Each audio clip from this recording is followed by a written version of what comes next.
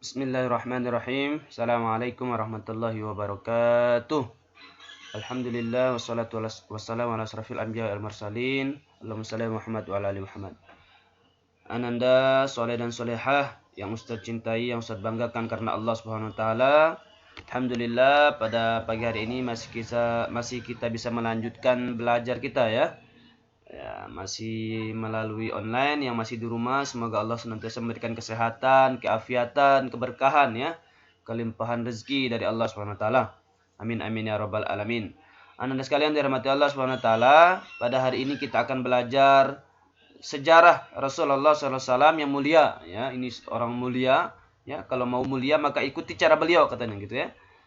Maka insya Allah hari ini kita coba belajar sejarah Islam ya, khususnya tentang sejarah baginda Nabi Muhammad SAW sebagai referensi kehidupan kita, sebagai panduan kehidupan kita. Jadi Rasulullah ini adalah tauladan kan, suri tauladan, uswah dan kudwah kita. Maka sejarah beliau ini penting kita pelajari ya, untuk belajar bagaimana kehidupan beliau, kemudian kita terapkan kehidupan kita sebagai bentuk sunnah mengikuti beliau ya. Nah, sekarang sekali lagi kita masuk di bab pola dakwah Nabi Muhammad SAW di Madinah. Ya, kita sudah melewati bab tentang hijrah dari Mekah ke Madinah. Nah, sekarang kita masuk ke bab yang baru, pola dakwah Nabi Muhammad SAW di Madinah. Bagaimana Rasulullah membangun kota Madinah menjadi kota yang indah, menjadi kota yang berjaya, menjadi kota yang menang gitu ya, menjadi kota yang meraih keridhaan Allah Subhanahu wa taala. Yang pertama ya, langkah dakwah Rasulullah SAW di Madinah adalah yang pertama kali dibangun adalah membangun masjid. Ya. Apa? Membangun masjid. Ikhwan maupun akhwat ya, perempuan yang putra maupun putri ini penting nih, membangun masjid. Pertanyaannya, kenapa masjid yang pertama kali dibangun? Kenapa bukan mall gitu ya? Kalau bahasa kita sekarang ada mall gitu ya, atau pusat perbelanjaan gitu. Kenapa bukan bangunan yang megah, tempat rapat dan lain sebagainya? Ini yang dibangun adalah masjid. Ya, Anda sekalian dari mata Allah, yang pertama kali dibangun adalah masjid. Maka bisa kita katakan masjid itu adalah pusat peradaban. Ya, kalau antum wa antuna, ikhwan maupun akhwat mau menjadi orang-orang yang hebat, maka dekatlah dengan masjid. Ikuti cara Rasulullah SAW.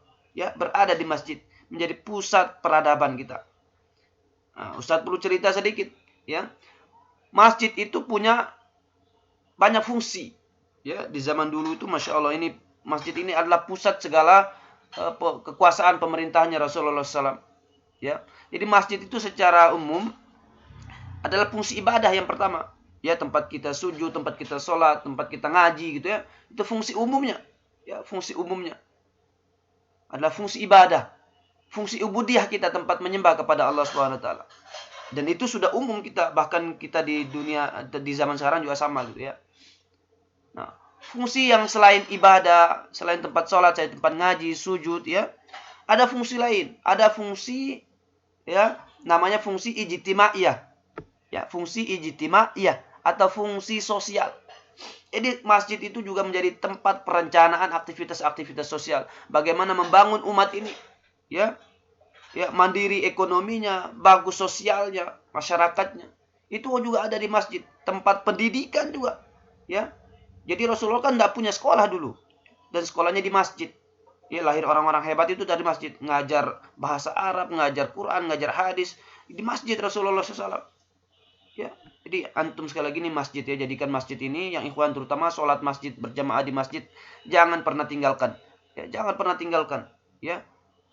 Ya kalau sakit ya mungkin di lain, itu lain bab ya, lain cerita. Jangan pernah tinggalkan. Ya, ini masjid yang pertama kali dibangun. Ya, ingat, fungsi masjid itu bukan hanya tempat ibadah ya, tapi juga pendidikan sebagai tempat Rasulullah mendidik para sahabat, tempat sosial, tempat Rasulullah menjalankan aktivitas-aktivitas sosial untuk membangun kota Madinah dan umat sekaligus ya. Ya. Dan fungsi-fungsi yang lain pada umumnya ya. Kemudian yang kedua yang Rasulullah lakukan di Madinah adalah mempersaudarakan kaum muslimin. Apa? Mempersaudarakan kaum muslimin antara muhajirin dan ansor, dipersaudarakan oleh Rasulullah SAW. Ya, orang muhajirin dan orang ansor dipersaudarakan. Ini langkah yang tepat sekali. Ya, ingat ya, kaum muslimin itu adalah bersaudara. Innamal mu'minuna ikhwah. Sesungguhnya kita bersama sesama mukmin itu bersaudara. Ya. Jadi kuat nih, jangan ada yang bully teman, jangan ada yang sakiti teman sesama muslim. Ya. Makanya tidak beriman seorang di antara kalian, katanya hadis Rasulullah SAW, ya. Sebelum kalian mencintai saudara kalian, sebagaimana kalian mencintai diri kalian sendiri. Maka sayangi teman antum, cintai teman antum, ya. Perlakukan teman-teman kita ini, kaum muslimin ini, sebagaimana kita memperlakukan diri kita sendiri. Ya. Baru kemudian Islam itu akan ya terasa, ya, bangkit dan kemudian menjadi agama rahmatan lil alamin, ya. Yang ketiga, nah penting juga nih, apa yang Rasulullah lakukan di Madinah, dakwanya adalah membuat perjanjian yang kita sebut piagam Madinah. Ya, apa itu piagam Madinah? Perjanjian antara Rasulullah SAW, orang-orang Muslim, dengan orang-orang Yahudi. Ya, bagaimana Rasulullah menjamin keselamatan orang Yahudi itu, ini orang Yahudi, ya, dijamin oleh Rasulullah SAW keselamatannya itu. Ya, di Madinah ketika Islam berjaya di Madinah itu. Ya, ini juga menjadi salah satu bukti bahwa Islam itu sudah menjadi pemimpin lah di saat itu, ya. Diperhitungkan kan tadi sebelumnya di Mekah tidak diperhitungkan itu, ya. Dianiaya, disiksa, hampir mau dibunuh begitu, ya. Nah, di Madinah ini sudah luar biasa ini, sampai-sampai orang Madinah, orang-orang Yahudi itu ya berdamai, mau tidak mau berdamai gitu, ya. Karena mereka orang-orang Islam ini sekali lagi adalah orang-orang yang sudah besar dan kemudian maju, ya. Tetapi mereka tidak arogan, tetapi mereka tidak suka memukul, tidak suka membunuh, ya. Orang-orang Yahudi ini kemudian diajak bersaudara, membuat piagam yang menjadi penengah lah di antara mereka. Nah, ini piagam Madinah, ya. Salah satu isinya piagam Madinah itu apa? Tidak ada yang boleh ya melakukan kezaliman atau kejahatan.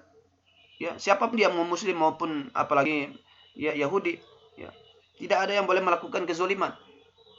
Ya. Lalu, tidak ada yang boleh melakukan kezaliman atau kejahatan dalam bentuk apapun. Ya. Ini Masya Allah. Ya. Jadi kota Madinah itu menjadi kota yang aman, tentram, damai gitu, ya.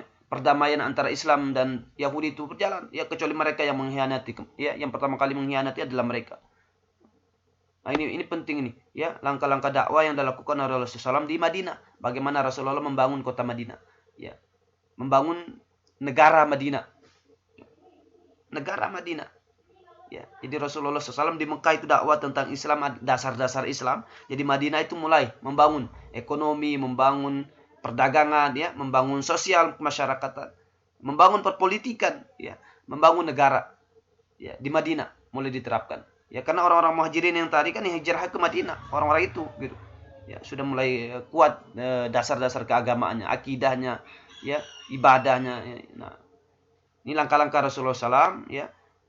Mudah-mudahan ini bermanfaat, ya, sedikit ini. Silakan dipelajari lagi, diulang, ya. Apa fungsi masjid, bisa di browsing lagi, ya, diperbanyak lagi, diperkaya lagi referensi antum, ya, kajian-kajian antum atau ilmu-ilmu antum. Ya, bahwa masjid itu bukan hanya pusat tempat kita sujud. Masjid itu luas sekali fungsinya. Ya, sebagai pusat pemerintahan Islam itu, masjid itu. Ya, merencanakan strategi perang, ya, strategi ekonomi juga di masjid itu Rasulullah SAW, ya, strategi sosial dan lain sebagainya, pendidikan, ya, Masya Allah, lengkap di masjid itu. Ya, jangan pikir masjid itu hanya tempat ngaji, sholat gitu, ya, jangan. Ya, terlalu kecil kita membuat fungsi masjid kalau begitu. Ya. Ya, ini juga penting nih, persaudaraan antara kaum muslimin harus kuat, ya. Harus kuat antara persaudaraan kaum muslimin ini. Ya, jangan mudah diadu domba, jangan suka ngebully orang, jangan suka pukul teman kaum muslim, ngambil barang siapa lagi, jangan. Ya, kita bersaudara, ya. Apa yang kita inginkan untuk diri kita, kita inginkan juga untuk orang lain, kebaikan tentunya, ya. Ya. Kemudian yang tiga terakhir adalah piagam Madinah.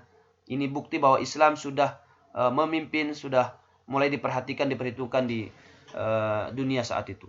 Itu saja mungkin hari ini. Jazakumullah khair, mudah-mudahan bermanfaat.